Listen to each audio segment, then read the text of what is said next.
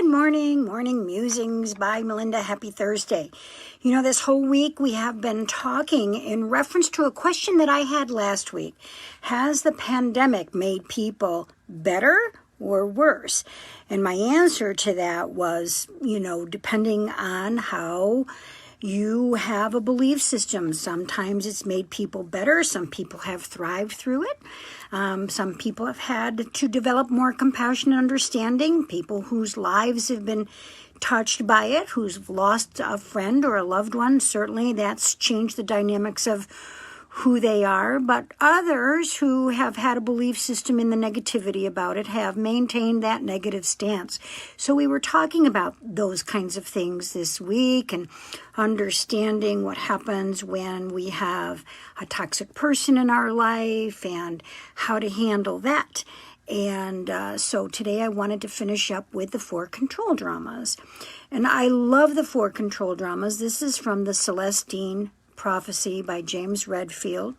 It's a book that was written, a number of years ago, but it has an experiential guide to it.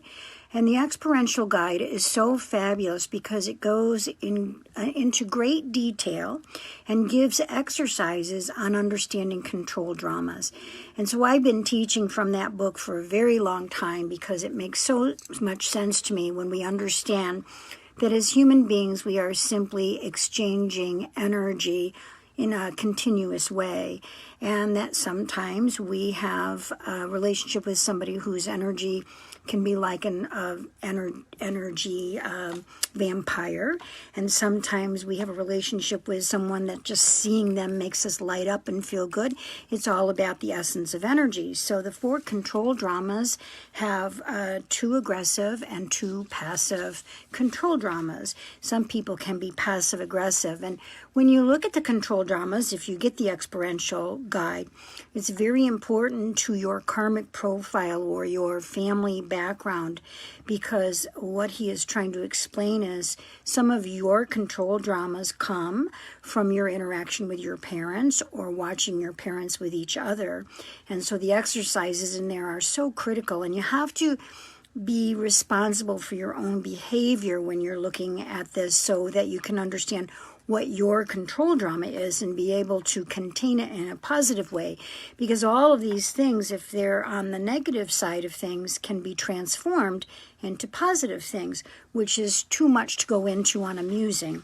But an intimidator, is that bully. It's the one that is robbing other people of their energy. Their behavior ranges from ordering others around, talking continuously, being authoritarian, inflexible, sarcastic, sometimes violent.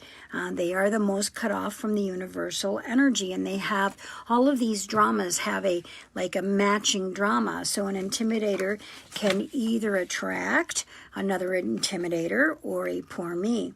But the outer behavior of an intimidator is a not listening denial kind of person, or an angry person, a person that feels like they have to get it any way that they can. They may be arrogant. They're a me first kind of person, have a lot of control issues, maybe move into rage and violence. This goes back to narcissism, which is a subject that when I talk about, everybody wants to hear about. And I'm afraid that we throw that label around narcissistic a little bit too much, because true narcissistic behavior is so difficult to handle. We can have narcissistic traits without actually being a narcissist. So these may be just traits of narcissism if you're an intimidator.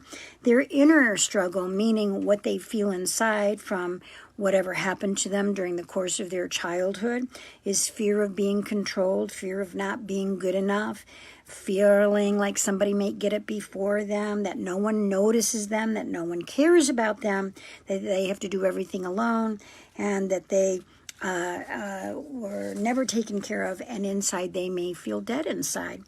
The other aggressive control drama is the interrogator. The interrogator is that parent that says to you, "Who do you think you are, young man?" or "Where do you think you're going, young lady?"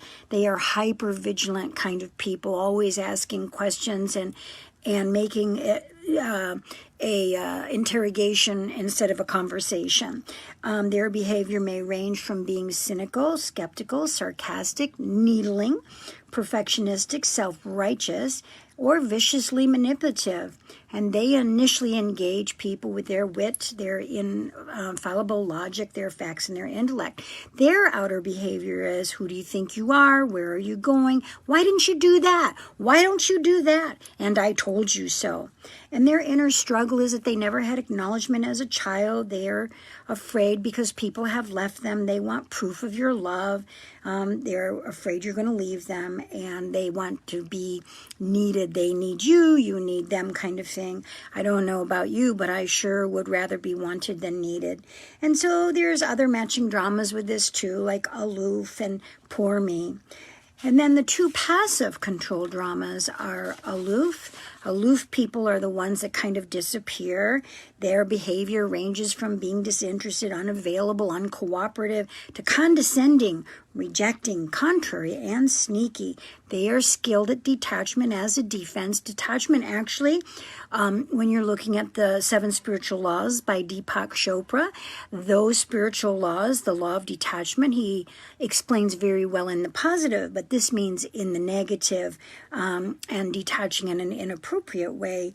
And they use phrases like, nobody really understands me and I'm confused, and if only I had, and I don't want to play that game. And their behavior outwardly is, I'm not ready to, I need more, whatever, time, money, education, weight loss, whatever. I don't know, I'm not sure, maybe, they're the kind of people that when you say, what do you want to do for dinner? And they say, well, I don't care. And then you say, how about Italian? They say, oh, no, I don't want Italian. And their inner struggle is, I'm not sure that I can survive. I don't trust myself. I'm afraid. I feel like I'll be trapped. They usually create interrogators. And lastly, in amusing form, this is the best that I can do is to give it to you this way, are the poor me's. And of course, they're the ones who seduce others with their vulnerability and their need for help. But they're not really interested in solutions, because then they don't get their energy fed to them appropriately. And they have very little ability to set boundaries. And their behavior ranges from defending and convincing and making excuses and repeating and explaining too much and repeating themselves, and they often open themselves up to be objectified. And their outer behavior is, I'm tired, or that's just the way I am, or I'm doing the best I can, or when they're upset, they say, I'm fine. And, they say, oh, don't worry about me, that kind of person. And sometimes it turns into martyrdom. And their inner struggle is that no one sees them. They don't know how to get energy any other way. And they're afraid to change because they don't want to feel empowered. And they just need recognition, but they do that in an inappropriate way. Once you understand your control drama as you're looking at this book, you can transform it. So an intimidator can become a leader. An interrogator can become an advocate. An aloof can become an independent thinker, and a poor me a reformer. So this is a great book for you to take a look at and understand control dramas between people. Once you've read this book, you can really identify yourself quite easily as you identify your parents. My father, for example, was a World War II veteran. He was in the South Pacific, and he suffered from PTSD. So he ranged between being an intimidator, where we were afraid of him, to a poor me. And so, that energy we all took, the 4 of us girls, in different forms or fashions, and reframed it and became who we are today. So you have to take a real good look and be willing. It's never about blaming parents. Parents are just people too, right? Nobody has a kid and says, oh, you're so cute, I'm going to muck you up. Unfortunately, though, we're raised by other human beings, and it goes down the ladder. And so these control dramas are so interesting to read about and look. And I did just look it up on Amazon, so you can get the experiential guide for the Celestine Prophecy on Amazon, as well as the Celestine Prophecy. If you haven't read that book in a long time, reread it, because it's a great book in understanding energy and the control dramas. I hope you have a fabulous weekend. And next week, we're going to do The Way of the Tao, Monday through Thursday. Have a great one.